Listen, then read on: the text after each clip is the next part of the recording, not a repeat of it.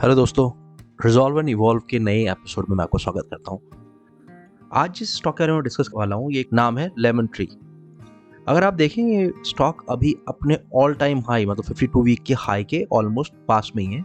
52 week high इसका 138 रहा है और ये 134 पे ऑलरेडी ट्रेड कर रहा है। अगर आप देखें इसका ट्रेडेड वॉल्यूम मतलब ट्रेडेड वॉल्यूम वर्सेस डिलीवरी अगर देखें इसका रेशियो, तो इसके अंदर 44% डिलीवरी कल उठाई गई है। लास्ट वीक में 40% डिलीवरी है और लास्ट मंथ में भी इसकी एवरेज 34% डिलीवरी है। अगर यहाँ पे देखें तो कह रहा है परफॉर्मेंस वाइज टिकर टेप कहता है कि price has been average, nothing exciting. That means अभी तक सब कुछ ठीक चला है, कुछ एक्साइटिंग नहीं है, तो that's a good time to tap in. अच्छा, दूसरी बात क्या लगी मुझे कि देखिए प्रॉफिटेबिलिटी में भी दिखा रहा है कि गुड साइन ऑफ प्रॉफिटेबिलिटी। ये मैंने देखा है, मैं इसके बारे में रिसर्च कर रहा था कि बहुत सारे फंड हाउसेस, बहुत सारे बड़े जो इन्वेस्टर्स हैं, उनका मानना है कि इसमें कुछ मोमेंटम बनने वाला है। टिकर टेप कहता है कि this is a good time. ये बोलता है कि ये it's not an overbought zone, that means it's a good time to entry. और देखिए कोई red flag share holding pattern पे अगर आप देखें तो टोटल प्रमोटर होल्डिंग देखिए आप 23.28% है। यहाँ दिख रहा है कि थोड़ा बहुत प्रमोटर की होल्डिंग डाउनवर्ड ट्रेंड में है, मतलब ऑल्दो बहुत बड़ा डिफरेंस नहीं है, बट स्टिल आप देखिए 23.93 से 23.28% प्रमोटर की होल्डिंग थोड़ा सा डिप हुई है। बट अच्छी बात यह है कि इसके अंदर म्यूचुअल फंड का आप देखिए इन्वॉल्व, राइट। अगर आप देखें फॉरेन इन्वेस्टर्स 24.82 विच इज 25%, इसका 25% जो है उसमें फॉरेन इन्वेस्टर्स इन्वेस्टेड है। अच्छा, ये फॉरेन इन्वेस्टर्स और ये म्यूचुअल फंड हाउसेस जो FII और DIIs होते हैं, ये लोग ना, इनके पास एक टीम होती है, इनके डेडिकेटेड रिसोर्सेज होते हैं जो इस सब चीज़ों पर होमवर्क करते हैं, उसके बाद ये पैसा इन्वेस्ट करते हैं। इस रेशो में आपको जल्दी ये लोग किसी ऐसे ऐरे गहरे स्टॉक में नहीं दिखेंगे, जिससे प्लस पॉइंट और पॉजिटिव साइन। यहाँ देखिए म्यूचुअल फंड ने फिर अपनी होल्डिंग को इंक्रीज़ किया है, राइट। ये कुछ फंड हाउसेस जो इसमें स्टेक लेके बैठे हुए हैं।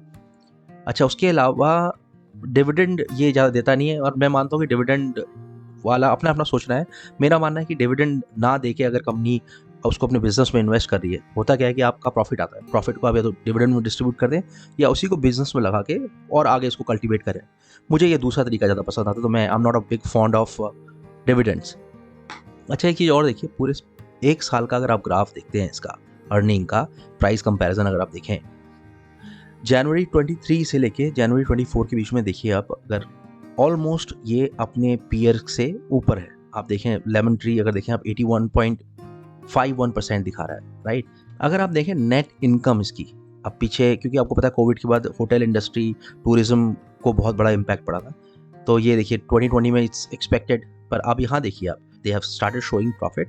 ये नेट प्रॉफिट है इनका, प्रॉफिट आफ्टर टैक्स। ये बिफोर टैक्स था, आफ्टर टैक्स इतना है। तो अब ये this is giving you positive science कि आप जो है। चलिए चर्चा को कंटिन्यू करते हुए चलते हैं इसके चार्ट के ऊपर। अगर आप देखें लेमन ट्री के अंदर, ये देखिए एक फ्रेज था, ये इस तरह से कंसोलिडेट हो रहा था। यहाँ पे आप देखिए, यहाँ पे ये हाई गया, फिर लो गया, फिर हाई, फिर लो, मतलब एक जोन के अंदर चला था। फिर यहाँ से बाहर आया, again the same thing happened. इसने थोड़ा टाइम फिर वही जोन के अंदर कंसोलिडेट हुआ ये, फिर यहाँ से इसने ब्रेकआउट दिया और फिर दोबारा एक जोन के अंदर चल रहा था, राइट। एक जोन के अंदर चलता है। यहाँ पे देखिए इसने थोड़ा सा डाउनवर्ड ट्रेंड दिखाया है। मुझे लगता है हो सकता है कि अपना सपोर्ट जो 124 के आसपास का सपोर्ट है उसको रीटेस्ट करे, बट मुझे लगता है कि यहाँ पर एक मोमेंटम की तैयारी चल रही है। अच्छा, इसी बात को अगर आप आगे देखें, जो मैं चार्ट में डिस्कस कर रहा था, वही चीज़ के बारे में बड़े बड़े फंड हाउसेज, अब देखिए मोतीलाल ओसवाल ने बोला कि यार यहाँ earning momentum will continue, right.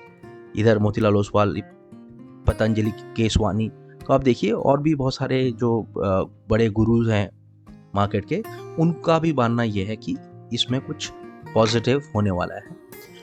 But again as I said, मैं कोई फाइनेंशियल एडवाइज़र नहीं हूँ, तो ये कोई बाई सेल की रिकमेंडेशन नहीं है। ये सिर्फ मेरा एक अपना होमवर्क है, एक अपनी रिसर्च है जो मैं आप लोगों के साथ साझा कर रहा हूँ। अगर आप लोगों को इसमें मोमेंटम दिखता है तो आप अपने होमवर्क के बाद, अपने फाइनेंशियल एडवाइज़र से डिस्कस करने के बाद इसमें अपनी पोजीशन बनाने के बारे में सोच सकते हैं। बट अगर कंटेंट पसंद आया तो please like, share and subscribe करें। मैं इस तरह के कंटेंट इस चैनल में लाता रहता हूँ, तो प्लीज़ सब्सक्राइब करके इस कॉज को इनकरेज करें। Thank you.